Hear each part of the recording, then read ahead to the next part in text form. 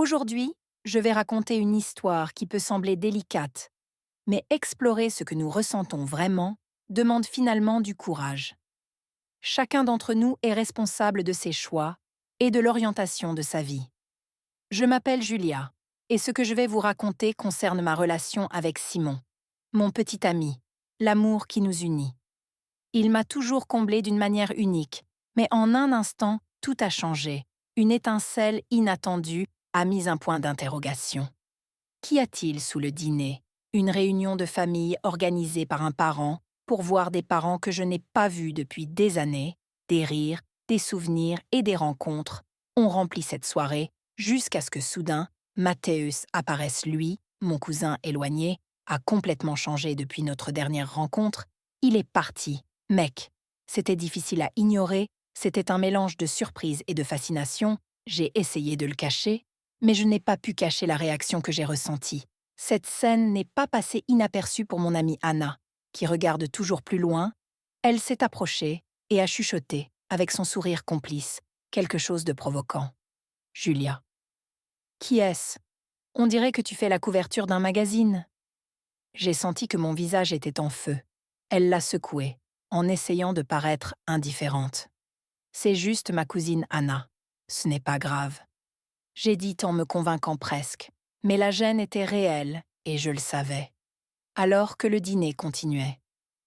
Simon, mon petit ami, était détendu. Il riait et parlait à d'autres membres de la famille.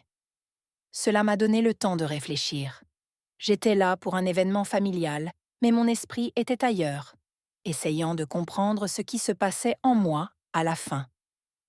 Comment gérer les émotions qui surgissent ainsi, sans prévenir, et qui nous laissent dans l'incertitude qui semblait si évidente auparavant? Après le dîner, la fête s'est déplacée dans le patio, la musique, la danse et les nombreuses conversations ont créé une atmosphère de plaisir et d'unité familiale. Mais j'ai eu beau essayer d'en profiter, il y avait quelque chose qui ne me venait pas à l'esprit. Et je ne comprenais pas comment je pouvais me sentir aussi attirée par mon propre cousin. Le mélange de gêne et de fascination grandissait. Et je savais à peine quoi faire, alors que la nuit passait. Matthäus et moi sommes devenus encore plus proches. Nous nous sommes rappelés des histoires de notre enfance, nous avons échangé des rires, et progressivement, avec une intensité incroyable, il renaissait entre nous. Il y avait une complicité d'il y a des années, pendant que la musique animait la fête. Je dansais avec mon petit ami Simon et d'autres membres de la famille, mais presque sans m'en rendre compte, mes yeux cherchaient Matthäus. Il était là, m'entourant, et chaque détail de lui semblait exercer une force irrésistible sur moi, alors que je dansais avec Simon. Mes pensées étaient dispersées. Les souvenirs de cet après-midi, avec Matthäus, prenaient neuf formes, et son sourire apparaissait dans ma mémoire comme une présence constante. Il me semblait qu'il y avait une force invisible qui m'attirait, et cela ne faisait qu'approfondir ma confusion. Finalement, le moment inévitable est arrivé en dansant avec Matthäus. J'ai senti mon cœur s'accélérer lorsque nos yeux se sont croisés, et à ce moment-là, j'ai été frappée par quelque chose d'indescriptible. Lorsque nous nous sommes rapprochés, j'ai senti une tension entre nous, comme si quelque chose se passait sans que nous puissions le contrôler. La musique nous guidait, et le simple toucher du doigt renforçait cette sensation intrigante. Chaque pas, chaque mouvement augmentait notre proximité, et je me sentais plus proche de lui. Chaque pas, chaque mouvement augmentait notre proximité, et je me sentais complètement perdue quand il souriait. J'avais l'impression qu'il lisait dans mes pensées, ce qui me désarmait encore plus. J'avais beau essayer de repousser ces sentiments, il était presque impossible de résister à cette force invisible et intense après la danse. Matthäus s'est à nouveau levé parmi les invités. J'ai essayé de garder mes distances, mais mon esprit pendant le reste de la fête, j'ai essayé d'avoir l'air normal. Mais j'avais l'impression que mon cœur et mon esprit étaient déchirés entre deux mondes opposés entourés de ma famille et de mes amis. Mes pensées revenaient toujours à ce moment-là. J'ai bu un verre, je me sentais épuisée, et j'ai décidé qu'il était temps de me retirer et d'essayer de me reposer. Je suis allée voir Simon, mon petit ami, et je lui ai dit Chérie, je suis fatiguée. Je crois que je vais monter me reposer. Amuse-toi bien avec moi. Il m'a fait un sourire compréhensif et m'a répondu: repose-toi calmement. À chaque pas, j'avais l'impression de marcher dans un labyrinthe de sentiments contradictoires, et mon esprit revivait encore le moment avec Mathéus et essayait de gérer l'étrangeté et la culpabilité qui émergeaient des émotions inattendues, essayant de comprendre comment on pouvait ressentir quelque chose d'aussi déroutant envers mon propre cousin. Quand je suis arrivée dans la chambre, je me suis allongée sur le lit en espérant que le silence m'apporterait un peu de paix. Mais mon esprit était un tourbillon de deux et de trois qui semblait se faire écho sans arrêt. Qu'est-ce qui m'arrivait? Comment pouvais-je ressentir cela envers Matthew? Ces pensées ne me laissaient aucun répit. Et plus j'essayais de me calmer, plus la confusion augmentait. Au bout d'un moment, je me suis levée et je suis allée à la salle de bain pour essayer de me changer les idées. En sortant, j'ai eu une surprise inattendue. Matthäus, qui se trouvait dans le couloir, m'a regardée avec curiosité et m'a dit: « Je croyais que tu dormais déjà, Julia. » Je lui répondis avec un sourire: « Non, je suis juste allée me reposer un peu, j'en avais besoin, et toi aussi tu as décidé de faire une pause dans la fête. » Il haussa les épaules, montrant sa manière de plaisanter. « Oui, mais j'ai cru que tu t'étais perdu sur le chemin de ta chambre. Alors je suis venue te sauver. » Une plaisanterie entre rire et conversation légère. Je t'ai finalement invité. Lui, à l'intérieur, la fête perdait déjà de son éclat, et j'ai ressenti le besoin de faire une pause. Assis sur le lit, nous avons commencé à parler de la vie, de nos ambitions et de nos souvenirs d'enfance. La conversation s'est déroulée naturellement, sans aucune barrière. Mais avec le temps, j'ai remarqué que l'atmosphère entre nous a commencé à changer. Les regards sont devenus plus intenses. L'échange avec moi a senti que quelque chose d'autre était en train de grandir en moi. Une attirance pour Mathéus qui semblait réciproque. Je savais que je devais ignorer ce sentiment. Mais plus j'essayais, plus cela devenait difficile. Qu'est-ce qui se passait? Je me sentais divisé, confus et même coupable d'avoir de telles émotions en moi. Je suis avec Simone depuis des années. Il a été un excellent partenaire ensemble. Beaucoup de projets. Mathéus, entendant cela, a honnêtement hoché la tête et a dit: « Je suis heureux pour toi, Julio. » Sa réponse, accompagnée d'un sourire amical, a soulagé une partie de la tension et a ramené un peu de légèreté dans le moment. Peut-être qu'il laissait aller ses émotions pendant la rose. J'ai décidé de m'allonger pour me détendre et chercher du réconfort. Mais l'humeur a rapidement commencé à changer. J'ai senti une légère brise fraîche et d'un ton calme, j'ai plaisanté. Mathéus veut se cacher avec moi. Il a accepté l'invitation avec bonne humeur et a répondu: « Pourquoi ne pas partager un moment ?» Je n'ai pas réagi avec un mélange de nervosité et de surprise, bien que la situation, l'atmosphère apparemment normale autour de nous, soit devenue plus épaisse que je ne l'avais imaginé. Un peu étourdi par la légèreté des boissons et le poids des émotions, je l'ai laissé rester avec moi même si je savais que des sentiments intenses et compliqués commençaient à émerger. Il a commencé à dominer les pensées contradictoires qui me faisaient arrêter ces moments alors que j'étais attirée par quelque chose de plus profond.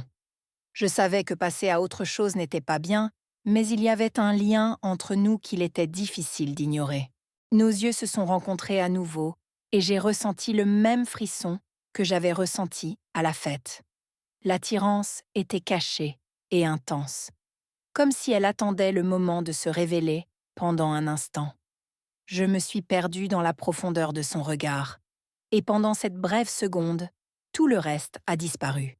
C'est à ce moment que j'ai réalisé à quel point il était risqué de continuer. Je savais que je ne pouvais pas briser la confiance de Simon et mettre notre relation en danger.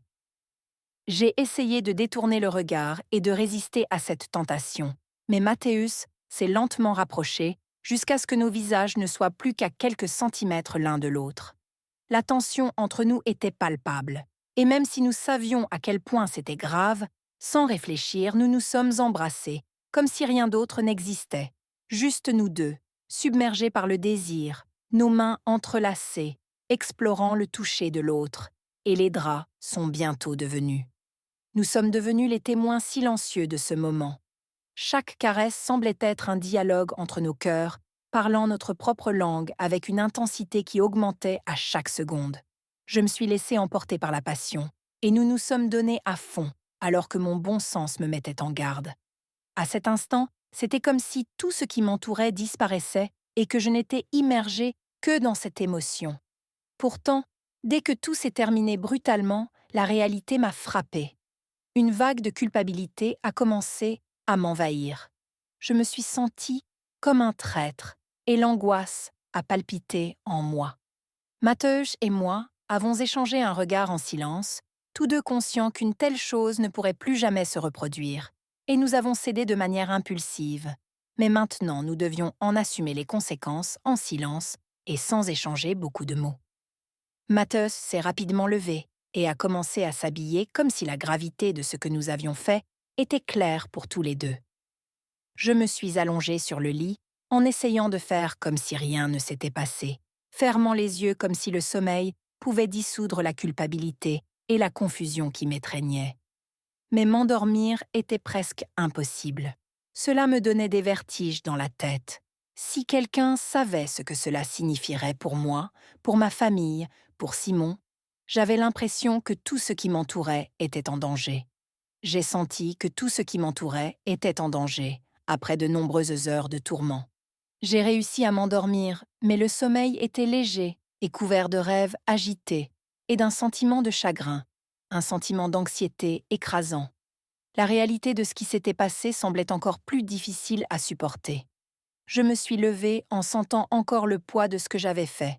J'ai réalisé que la fête était déjà terminée et que la plupart de mes proches étaient au parti. Elle a quitté la maison et tombé dans un profond silence, et tout a semblé changer pour moi. Alors que j'étais enfermée dans mes pensées, ma poitrine s'est resserrée en pensant aux réactions possibles de ma famille si elle l'apprenait. Je me suis efforcée de sauver les apparences en échangeant quelques mots polis avec les quelques membres de ma famille qui étaient encore là. Ils étaient là, essayant de sourire, mais mes pensées étaient loin. Un autre jour s'est levé, mais pour moi, tout semblait différent. Le poids de ce moment avec Mateusz pesait encore sur moi et dans mes tâches quotidiennes. Je suis tombée dans un tourbillon d'émotions, ne sachant pas comment faire face à l'avenir. Comme si rien ne s'était passé. Que s'est-il passé le lendemain? La routine était terminée, mais à l'intérieur, mon monde était en ruine.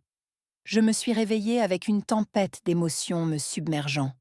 Soulagement que personne ne soupçonne ce qui est arrivé à mon cousin, Mateusz, et à ma famille. À mon cousin Mateusz, et, en même temps, le poids écrasant de la culpabilité, c'était maintenant mon secret, le plus profond, gardé sous clé, mais qui m'absorbait à chaque instant. Que feriez-vous si vous étiez à la place de mon cousin? Et comment feriez-vous face à cette situation?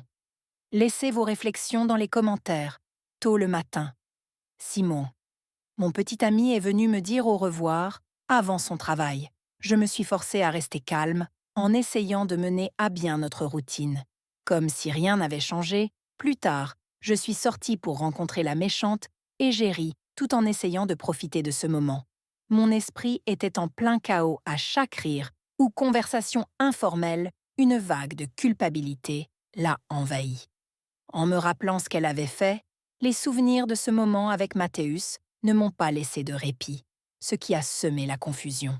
L'adrénaline et le chagrin, l'intensité des émotions de ce moment, tout était vécu pleinement, mais ma conscience était lourde. Bien que cette expérience ait été marquée par la luxure et les émotions, il était impossible de se sentir fier de ce qui s'était passé depuis ce jour. J'ai pris la ferme décision de m'éloigner complètement de Mateusz.